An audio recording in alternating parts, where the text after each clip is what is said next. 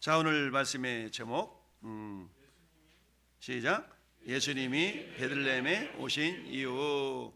예수님이 베들레헴에 왜 왔을까? 많고 많은 도시들 중에 베들레헴이라는 자그마한 동네에 예수님이 오신 이유가 뭘까? 오늘 성탄절에 베들레헴에 오신 예수님의 의미를 되새기면서 오늘 말씀을 통해서 은혜가 되기를 바랍니다. 자, 여러분, 베들레헴은 왼쪽 지도에 저게 이스라엘 지도거든요. 노란색으로 되어 있는 부분이 전부 다 이스라엘 지도인데, 그곳에 보니까 예루살렘과 베들레헴이라고 중앙 부분에 있죠. 그러니까 베들레헴에서 예루살렘까지는 약 직선거리로 한 10km 정도 됩니다. 그러니까 10km니까 버스 타고 가면, 차 타고 가면 한 20분 15분이면 갈 수 있는 거리죠. 자, 그런 거리에 예수님이 베들레헴에 나셨다. 베들레헴에 나셨다. 왜 그랬을까?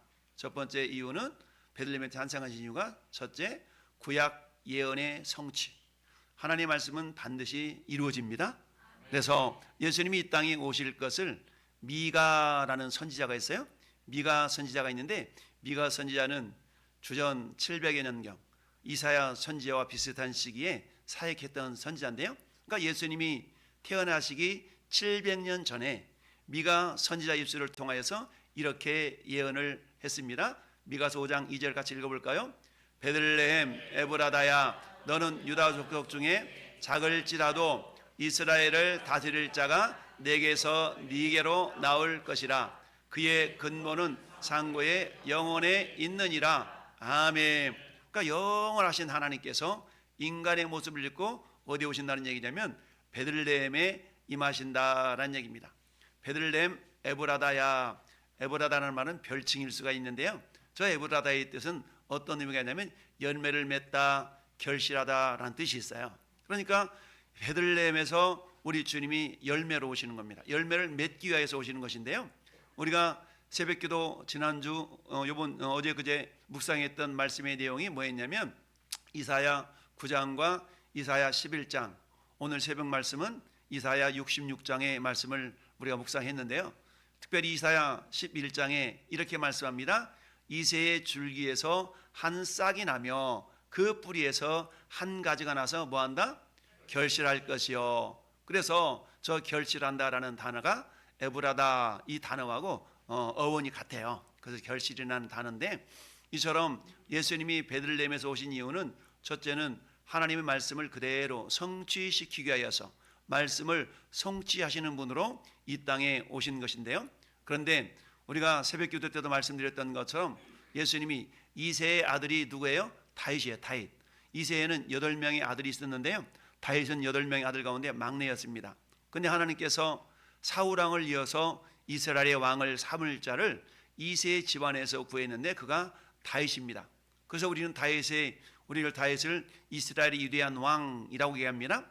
그러면 다윗의 후손으로 예수님이 오신 것은 맞지만, 그런데 이사야서 11장에서는 예수님의 오심을 다윗의 줄기에서 이렇게 말씀하지 않고 이새의 줄기에서 이렇게 말씀했다 그랬죠. 왜 이새의 줄기에서 메시아가 온다 그랬나 라고 제가 새벽기도 때 말씀을 드렸는데, 새벽기도 말씀을 잘 들으신 분들은 어떤 의미인지를 이해할 거고, 그렇지 않으면 다시 말씀드리면, 다윗 그러면 보통 야, 저런 위대한 분에게서 예수님이 오셨네? 라고 생각할 수가 있습니다. 그런데 이새라는 사람은 그 당시에는 무명의 사람이었어요. 세상 말로 말하면 이름도 없이 빛도 없는 그런 연약한 자손을 통하여서 예수 그리스도가 오셨다라는 얘기입니다. 그러니까 인간적인 눈으로 볼 때는 아니 어떻게 저런 분에서 메시아가 올 수가 있지? 라고 생각할 정도까지, 오늘날 우리에게 생각한다면 정말 배운 것도 없고 가진 것도 없고 힘도 연약하고, 근데 그 사람을 통해서 하나님은 놀라운 구원의 역사, 기적의 역사를 이루실 수 있다는 얘기입니다. 할렐루야. 그러니까 이 자리에 함께하고 있는 저와 여러분들이 때로는 이새와 같은 그런 존재일 수가 있는 겁니다.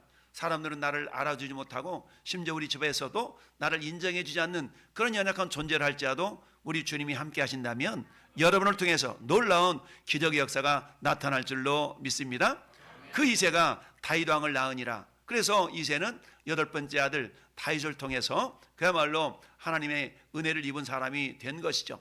이처럼 베들레헴이라는 지역은 저 미가 선지자가 주님이 오시기 700년 전에 예언했던 그 성읍, 그 도시가 베들레헴입니다. 그런데 그때 어떻게 오시냐? 에브라다야라는 그런 별칭을 통하여서, 에브라다는 말은 뭐예요? 열매 맺는다, 결실한다. 근데 그분이 어떻게 이새의 줄기에서 싹이 나며 뿌리가 한 가지가 나서 결국 뭐한다? 결실한다는 얘기입니다. 할렐루야. 여러분, 그 결실이 저는 여러분들을 믿습니다. 저는 여러분들 주님의 열매들이에요. 이처럼 주님이 오셔서 그런 열매 맺는 일을 역사하셨다라는 얘기인데요. 앞으로 한번 가보세요. 앞으로. 오케이. 자, 첫 번째, 그래서 뭐 하다고요? 구약 예언의 성취를 위하여서 예수님이 베들레헴에 오셨다. 두 번째는 뭐예요? 다윗 왕의 혈통. 그래서 예수님은 다윗의 후손으로 이 땅에 오셨는데요. 마태복음 1장 6절에 보니까 예수님의 족보가 쭉 나타나 있어요.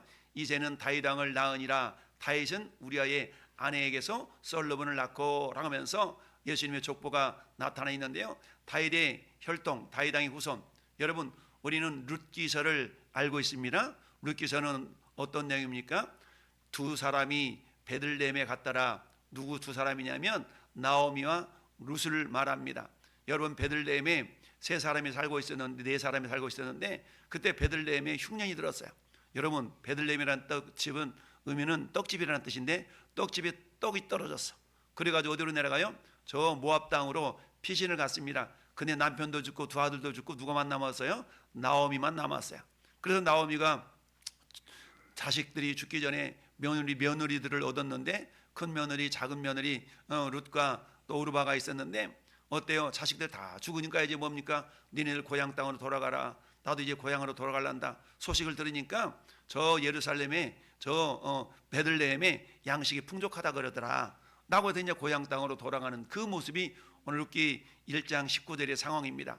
그런데 오르바는 자기 고향 땅에 남았고 룻은 시어머니를 쫓아가잖아요.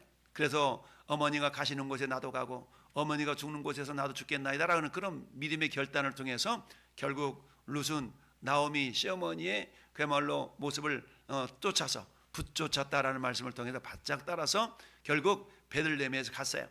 베들레헴에 이를 때에 온 성읍이 그들로 말미암아 떠들며 이르기를, 야, 이가 나오미가 아니냐. 나오미. 그랬더니 나오미가 뭐라고 그래요? 나를 나오미가 그러지 말아라. 나를 말하라 그래라. 말하라는 말 쓰다라는 얘기죠. 그 인생이 쓰리쓴 인생이었어요. 쓰리쓴 인생이 이제 두 과부가 어디로 가요? 두 과부가 베들레헴으로 돌아오게 되죠. 근데 하나님의 놀라운 예비하심은 어떻습니까? 그 룻에게 놀라운 예비 신랑을 준비해 놓으셨던 것이죠. 그래서 룻을 통하여서 누가 나와요? 예수님이 나온다는 얘기입니다. 그래서 사무엘상 17장 58절에 사울왕이 그야말로 골리앗과 싸워서 이긴 한 젊은 소년을 이렇게 바라보면서 저 사람이 누구냐? 라고 물어봅니다.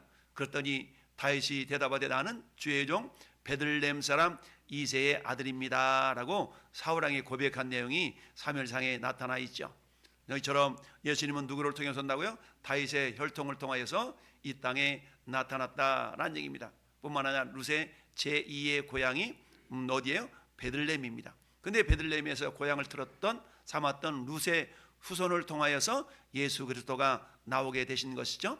이처럼 베들레헴에 탄생한 이유는 두 번째 다윗의 혈통을 통해서 오심을 나타내시기 위해서 그랬다. 세 번째는 생명의 떡으로 오심. 그러니까 다윗의 고향이 어디에? 다윗의 고향이 베들레헴인 거예요. 그 다음에 세 번째는 생명의 떡으로 이 땅에 오신 것이죠.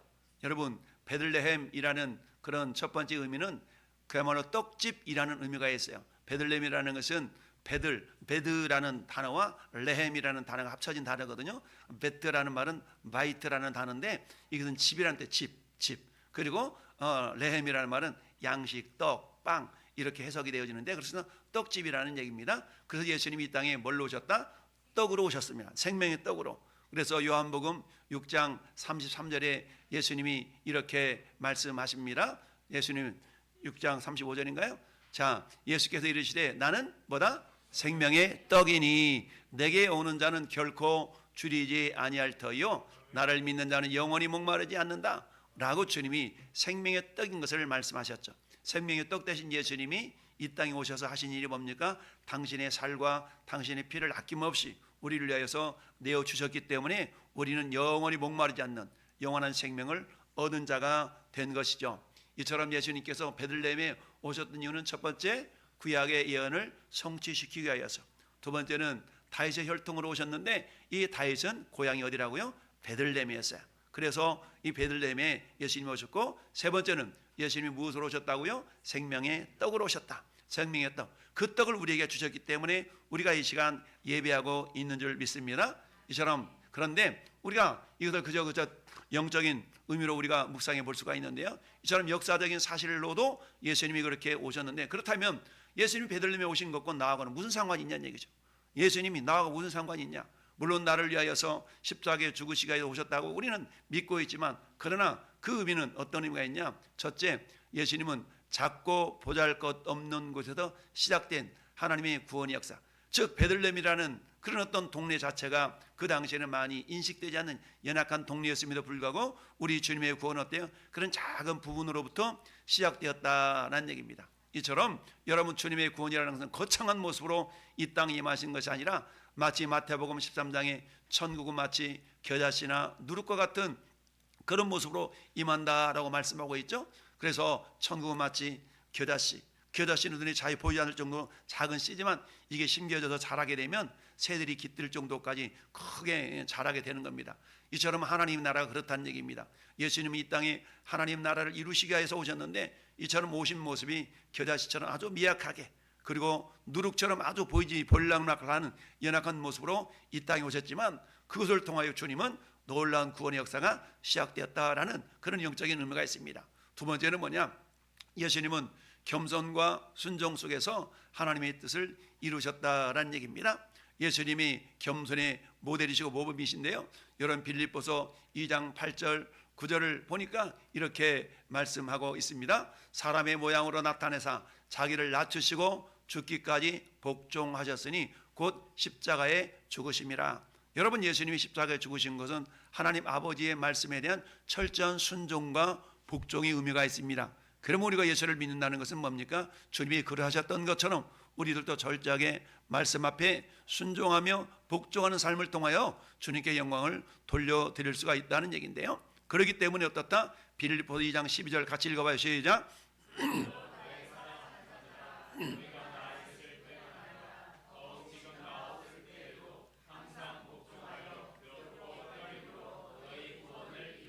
아멘. 여러분, 나 없을 때도 항상 복종하여 두렵고 떨림으로, 어디에 복종하라는 겁니까? 말씀께 복종하라라는 얘기죠.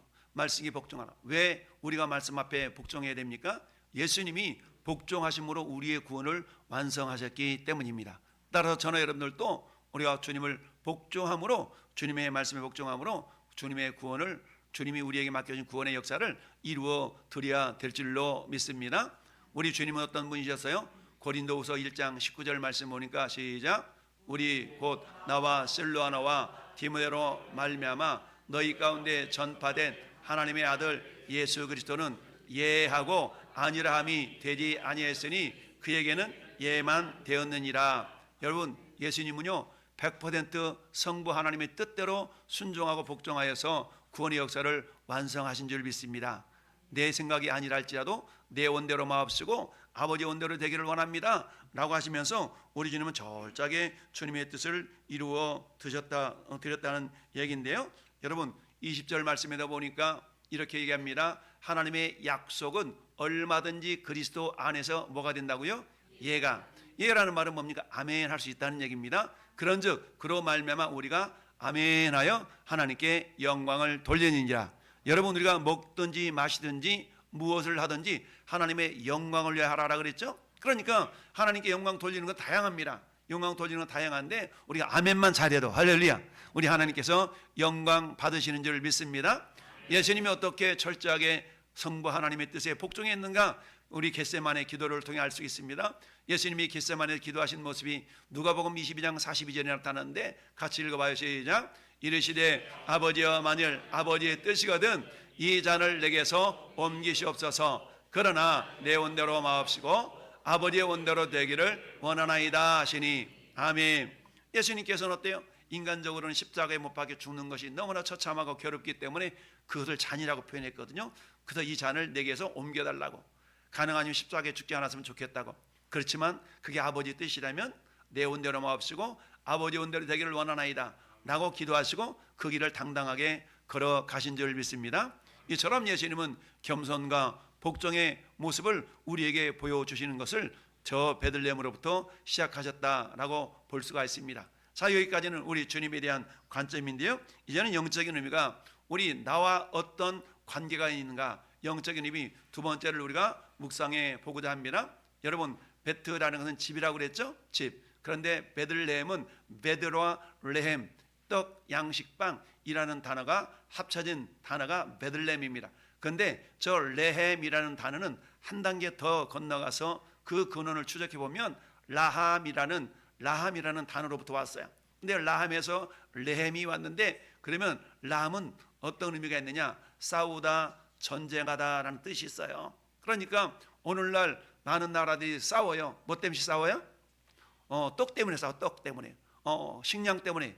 그러면 어찌하든 뭔가 더 많이 취득하려고 어디로 가는 그것 때문에 전쟁들이 일어나는 것입니다. 그래서 베들레헴이라는 것은 기본적으로는 우리가 떡집이라는 의미를 가지고 있지만, 떡집이라는 의미만 가지고 있으면 1단계, 우리 1단계의 믿음의 모습이다라고 볼 수 있겠고요. 두 번째는 어때요? 이제 베트라함, 라함이라는 의미를 우리 속에 새겨 볼 수가 있다는 얘기입니다. 여러분, 떡집은 떡집인데 누가 떡집이 되느냐? 결국은 내가 떡집이 되어야 됩니다. 할렐루야. 내 안에 떡이 있어야만 떡을 나눌 수가 있는 거 아니겠습니까? 떡은 뭡니까? 생명의 말씀이죠. 전에 여러분들 예수님 베들레헴에 오셨대. 베들레헴은 떡집이 돼. 그 떡집에 오셨대. 예수님과 나와 어떤 상관이 있는가? 내가 베들레헴이 되지 않는다면 우리는 생명을 살릴 수가 없는 겁니다.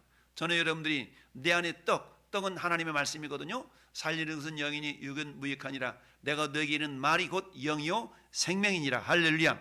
여러분이 누군가를 살리기 위해서는 여러분에는 떡이 있어야 됩니다. 떡이 있으면 떡을 통해서 그 사람이 살아날 수가 있는데요. 그 떡이라는 것은 주님의 말씀인데요. 이 떡 때문에 싸움이 많이 일어나고 있다는 사실. 그렇다면 여러분, 내 안에 새로운 양식, 새로운 떡이 내 안에 들어올 때 우리 안에서는 어떤 일이 발생해야 되냐면 내 안에 전쟁이 일어나야 됩니다. 내가 예수님을 믿었음에도 불구하고 이전 습관 그대로 예수 믿지 않았을 때 삶의 방식 그대로 살아간다는 얘기는 내가 떡을 먹지 않았다는 겁니다. 떡이 내 안에 들어오면 어떻게 된다고요? 내 안에 전쟁이 일어나야 되는 겁니다. 할렐루야. 여러분, 우리 하나님께서는 에스겔 선지자에게 에스겔서 2장 끝부분과 3장 1절에 뭐라고 말씀하고 있습니까? 이 두루마리를 먹고 가서 전하라 라고 말씀합니다. 두루마리는 하나님의 말씀을 상징하고 영적인 떡을 상징합니다. 그런데 그것을 어떻게 하라고요? 그저 보고 구경하고 가서 그런 게 아니라 먹고 가서 전하라 라고 말씀하고 있습니다. 마찬가지로 저는 여러분들은 하나님의 말씀인 이 떡을 우리는 뭐 해야 돼요? 먹고 가서 전할 때에 생명의 역사가 나타난다. 그런데 여러분, 이 베들레헴 가운데 집은 집인데 여러분, 주님은 저와 여러분들을 집 삼아서 우리 안에 거하셔요. 너희가 하나님의 성전인 것과 하나님의 성령이 너희 안에 거하시는 것을 알지 못하느냐라고 말씀해요. 그러니까 하나님께서 우리를 거처 삼으신 겁니다. 여러분, 우리 하나님 우리 안에 거처 삼으실 때 우리 마음이 지저분하거나 우리 마음이 막 불편하거나 그럼 우리 주님이 얼마나 그러겠어요? 그러니까 우리 주님이 내 안에 거하시게 편할 수 있는 그런 비결은 뭐냐면 내가 주님 말씀 앞에 예수님이 거하셨던 것처럼 철저하게 순종과 복종의 모습이 있어야 됩니다. 그런데 순종과 복종이 있으려고 하면 어때? 이전에 내가 살았던 삶의 방식과 내 지식과 내 경험과의 충돌이 일어나요. 무엇과? 말씀과 충돌이 일어나. 그래서 내 안에서 뭐가 일어나는 거예요? 전쟁이 일어나는 거예요. 내 안에 전쟁. 따라서 전에 여러분들이 예수님을 믿고 말씀을 받아들이는 과정 속에서는 반드시 뭐가 일어나냐면 내 안에서 전쟁이 일어나는 겁니다. 따라서 베들레헴이라는 말은 전쟁하는 집이라는 겁니다. 그런데 성경은 저와 여러분들의 마음이 성전, 하나님의 집이고 그 주님이 우리 안에 돌아오셔서 하시는 일이 뭡니까? 우리의 육신적인 생각을 몰아내고 하나님의 생각으로 채워넣기를 원하시는 겁니다. 그런데 그때마다 내 육신의 생각과 성령의 생각이 자꾸 이렇게 부딪히는 걸 보게 됩니다. 사도 바울도 로마서 7장에 오라 나는 곤고한 사람이로다 이 사망의 몸에서 누가 나를 건져내냐 라고 탄식했던 이유는 왜 그러냐? 아무리 대사도 바울이었다 할지라도 자기 내면 속에 있는 육신의 생각들이 자꾸만 하나님의 생각들과 이 부딪히는 것을 봤거든요. 그러다 보니까 어떻게 됩니까? 사도 바울은 내가 하나님을 사랑함으로 단언하노니 나는 날마다 죽노라라고 고백하고 있지 않습니까? 그래서 사도 바울은 어때? 철저하게 자기 내면 속에 있는 그야말로 육신적인 생각, 육신적인 지식 이런 것을 주님의 말씀으로 대체시키기 위해서 처절한 싸움을 했던 걸 보게 됩니다. 고린도전서 9장 27절을 같이 읽어봐요. 시작.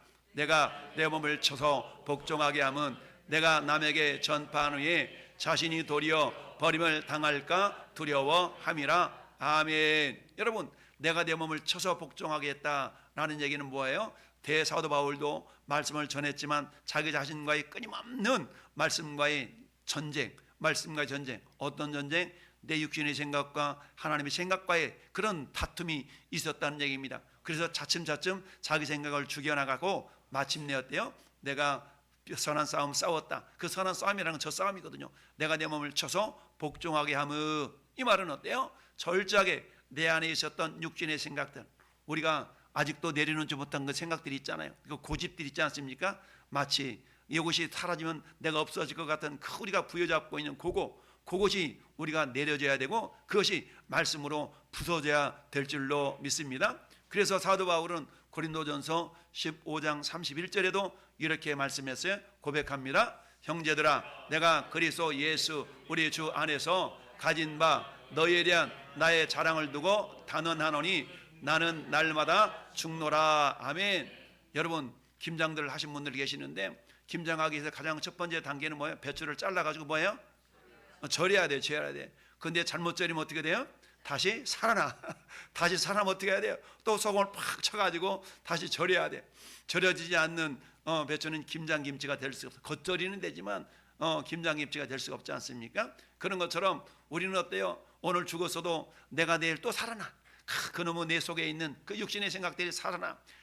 은혜 받을 때는 내가 죽고 주님만이 나의 안에 있는 것 같은데 그야말로 마귀 사탄에 의해서 내 신경질을 거둔다든가 내 자존심을 걷는다든가 그러면 어떻게 내가 다시 속에 있는 것들이 확 살아나게 되잖아요.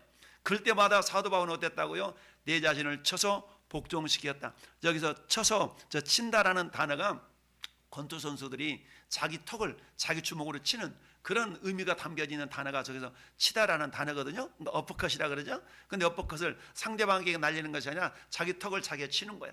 왜? 그래서 자기가 자기를 다운시켜. 어디에? 하나님 말씀 앞에 자기의 육신의 생각들을 다운시키는, 그게 쳐서 복종하게 하는 그런 모습인데요. 그래서 결국 어떻게 됩니까? 이처럼 철저하게 자기 자신이 전투에서 내가 져야만이 누가 살아나요? 예수님이 살아납니다. 할렐루야. 주님이 내 안에 계시지만 내가 내 고집대로 한다고 해가지고 주님이 절대로 그래 네 고집대로 해봐라고 기다려 주시기는 하시는데 어때요? 내가 지지 않으면 주님이 역사하지 않습니다. 그러니까 어때요? 갈라디아서 2장 20절 우리는 잘 알고 있어요. 시작. 내가 그리스도와 함께 십자가에 못 박혔나니 그런즉 이제는 내가 사는 것이 아니요 오직 내 안에 그리스도께서 사시는 것이라. 이제 내가 나를 사랑하사 나를 위하여 자기 자신을 버리신 하나님의 아들을 믿는 믿음에서 사는 것이니라. 아멘. 여러분, 내가 죽었기 때문에 오직 내 안에 그리스도께서 사는 것이라. 주님이 내 안에 내주에 계시지만 그분이 살아서 역사하셔야 되잖아요. 근데 살아 역사하시려고 그러면 어떻게 된다고요? 내 육신의 욕심들, 육신의 생각들이 죽어져야 돼요. 근데 이거 죽어지지 않으면 주님이 역사할 수가 없습니다. 그러니까 예수님을 믿어도 여전히 세상 사람들이 바라볼 때는 야, 너 예수 믿는다며, 야, 너 집사라며, 너 장로라며, 너 목사라며, 이런 얘기는 뭡니까? 부정적인 의미로 표현하고 있는 거 아니겠습니까? 야, 너 예수 믿더니 뭔가 달라졌구나. 역시 너 장로 같아. 역시 너 권사 같아. 역시 너 집사 같아. 이 말은 뭡니까? 세상 사람들이 나를 바라볼 때 저 사람 교회 다니는 사람이다 보니까 뭔가 다르구나 라는 것이 느껴지는 사람은 내가 죽어진 사람이요. 여전히 내가 세상 사람들이 바라볼 때 너 교회 다닌다면서 뭐 달라진 것도 없구만, 이런 사람들은 내가 죽어지지 않은 사람입니다. 여러분, 내가 죽어지지 않으면 어떤 일이 발생한다고요? 주님이 역사하지 않습니다. 주님이 일하시기에 편하도록 전 여러분들이 날마다 나는 죽노라 고백했던 사도 바울의 고백처럼 우리 자신을 철저하게 그리스도 예수의 사람들은 정과 욕심을 십자가에 못 박았느니라. 진정한 내 안에 여러분 베들레헴이 아닌 베들라함이 되어져서 그말로 내 속사람과 내 육신의 속사람과 철저한 성령이 다툼으로 말미암아 내가 져지는 그런 사람이 되어질 때 비로소 그 어떤 사람이 될 수가 있냐면 따라합시다. 그리스도인. 비로소 그런 사람이 그리스도인이 될 수가 있는 건데요. 앞으로 한번 넘겨보세요. 네. 자, 그래서 내 안에 새로운 양식 말씀 때문에 우리 안에서 무엇가 이루어질 수 있다고요? 전쟁이 일어날 수가 있다는 얘기죠. 전쟁이 일어납니다. 그 전쟁에서 내가 져야 돼요? 이겨야 돼요? 내가 이긴다는 것이 아니라 주님이 이겨야지. 내 안에서 내가 이기면 안 되고 전쟁에 내가 져야 돼. 할렐루야. 내가 지고 주님이 이기셔야 됩니다. 할렐루야. 근데 우리는 앉으려고 그러잖아. 앉으려고 그래. 옆에 있는 사람과 싸우면서 앉으려고 그러잖아. 지는 자가 이긴다라는 그런 속담이 있는데, 전쟁에 내가 진다는 얘기는 내 육신의 소욕들이 죽어진다는 얘기입니다. 사도 바울이 난 날마다 죽노라. 날마다 죽으니까 어때? 지는 거잖아요. 지는데 누구한테 져요? 말씀에게 지는 것이요, 성령께 지는 것이요, 하나님께 진다라는 얘기입니다. 할렐루야. 전 여러분들이 주님과 싸움에서 우리가 질 수 있기를 바라요. 여러분, 우리가 잘 아는 창세기 32장에 야복강가에서 야곱의 천사와 씨름하던 때를 우리 기억할 수 있습니다. 여러분, 야곱은 그동안 어떻게 살았습니까? 자기 고집대로 자기 생각대로 살았던 사람이에요. 그런데 야복강가에서 천사가, 즉 여호와의 사자가 야곱에게 씨름을 걸어오잖아요. 다 아무래도 야곱이 앉으려고 그래, 끈질기게. 그러니까 환도뼈를 쳐가지고 결국 야곱을 굴복시키지 않습니까? 그때부터 야곱의 이름이 이스라엘로 바뀐 줄 믿습니다. 여러분, 그때부터 이 야곱은 철저하게 자신을 의지하는 인생이 아니라 주님만을 의지하는 이스라엘이라는 그런 하나님과 겨루어 이겼다라는 그런 민족의 대표적인 이름이 된 줄 믿습니다. 전 여러분들 역시 마찬가지. 이 성탄절에 예수님이 베들레헴에 왜 오셨나? 그것은 언약의 말씀을 성취시키기 위한 것뿐만 아니라 또한 다윗의 혈통을 통하여 이 땅에 오셨고, 이런 모습을 통해 오셨지만, 그러나 그 베들레헴이 나하고 무슨 상관이 있나? 그 베들레헴이 내 안에 베들레헴이 이루어져야 된다는 얘기입니다. 내 안에 베들레헴이 이루어져서 우리 주님이 말씀으로 우리 안에 오셨고 생명의 떡으로 내 안에 오셨는데, 그래서 그냥 레헴으로 거주하는 자가 아니라 레헴이 변하여 라함이 변하여 레헴이 됐거든요. 그 떡이 나를 통하여서, 생명의 떡이 나를 통하여서 그야말로 육신의 소욕들은 죽어지고 철저하게 성령의 생각만이 나타날 때 비로소 내가 그리스도인이 되는 줄 믿습니다. 할렐루야.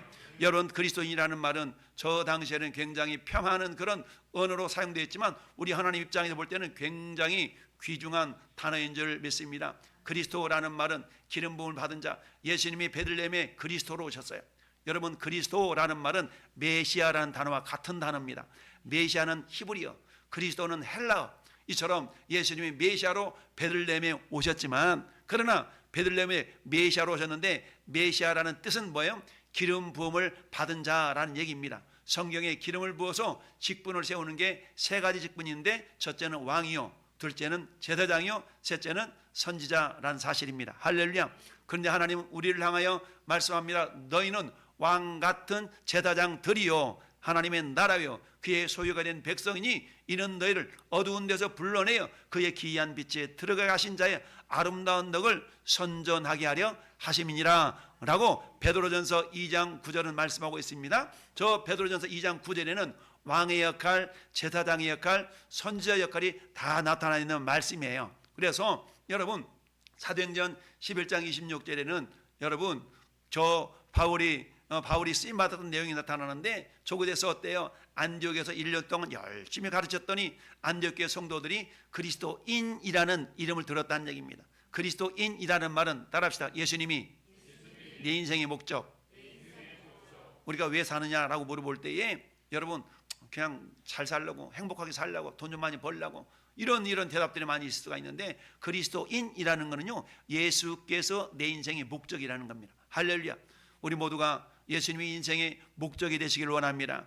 예수님이 이 땅에 낮고 낮은 모습으로 오신 것은 예수님이 우리의 인생의 목적이 되기를 원하시는 마음이 있는 겁니다. 그래서 전쟁에서 내가 죽어질 때에 비로소 우리를 뭐라고 그런다고요? 그리스도인이라고 부른다는 얘기입니다.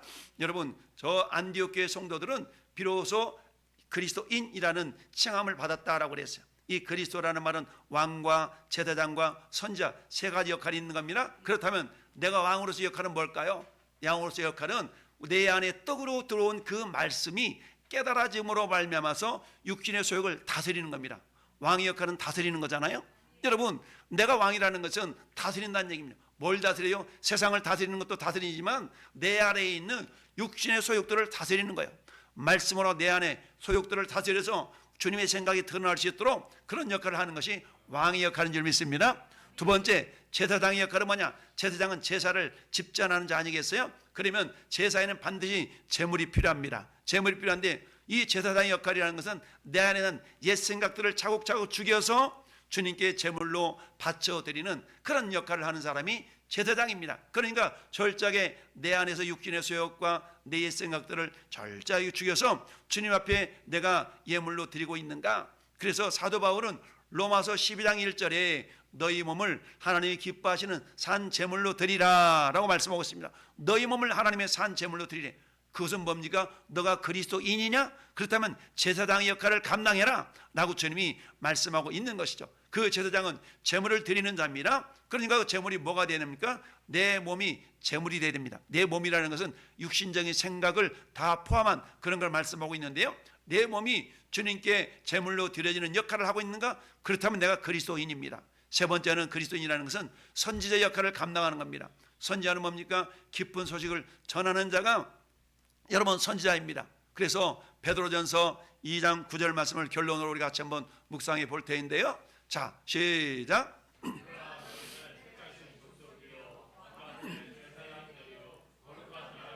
그의 소유가 된 백성이니 이는 너희를 어두운 데서 불러내어 그의 기이한 빛에 들어가시니 아름다운 덕을 선포하게 하려 하심이니라. 아멘. 여러분, 그리스도인이 된 저와 여러분들을 우리 하나님 뭐라고 말씀한다고요? 왕이라는 얘기. 왕은 다스리고 통치하는 겁니다.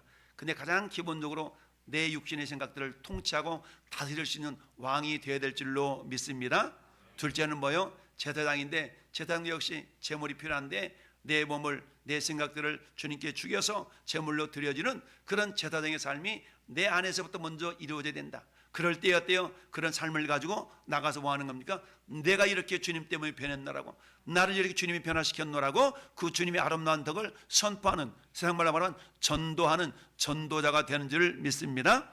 여러분, 사도행전 1장 8절에 오직 성령이 너희에게 임하시면 너희가 권능을 받고 예루살렘과 온 유대와 사마리아와 땅끝까지 이르러 내 증인이 되리라 라고 말씀하고 있습니다. 우리가 주님이 증인이 된다는 얘기는 선지자의 역할을 감당한다라는 얘기인데, 그것은 앞단계에서 철저하게 내가 주님의 말씀 앞에 굴복당하는, 주님이 내 안에서 말씀이 나를 다스리는 그런 왕적인 모습이 내 안에서 나타날 수 있어야 된다는 얘기인데, 이처럼 그리스도인이라는 단어가 여러분 예수 그리스도를 내 인생의 목적 삼고 주님이 철저하게 내 자신의 육신의 생각들을 처소복종시키는 그런 삶이 이 성탄 주간에 있어야 된다. 그러기 위해서는 내 안이 뭐가 된다고요? 따라서 내 안에 베들레헴이, 내 안에 베들레헴이 이루어져야 된다는 얘기입니다. 저 이스라엘 땅에 있는 베들레헴하고 나하고 무슨 상관입니까? 그 베들레헴이 오늘 내 안에 임해야 돼요.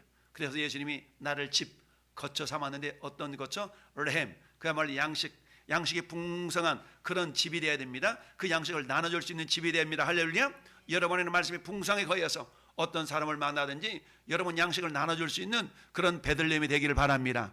두 번째는 어때요? 베들라함, 레헴이 라함에서 왔기 때문에 전투하는 집, 말씀이 내게 들어와서 철저하게 내 생각이 주님의 말씀으로 처소복종 시켜짐으로 말미암아서 내가 비로소 그리스도인이 되어지는 그런 은혜가 있기를 바라요. 그래서 때와 왕 같은 자, 내 안에 있는 육신의 생각들을 잘 다스려서 주님의 뜻만이 나를 통해 나타나도록 내 생각들을 주님께 올려드리고 마침내 주님이 나를 이렇게 변화시켰노라고 주님을 자랑하는 그런 축복의 통로들, 생명의 통로들로 쓰임받는 놀라운 은혜가 이 성탄절에 임하기를 예수님의 이름으로 축원합니다. 자, 그래서 결론을 보겠습니다. 시작.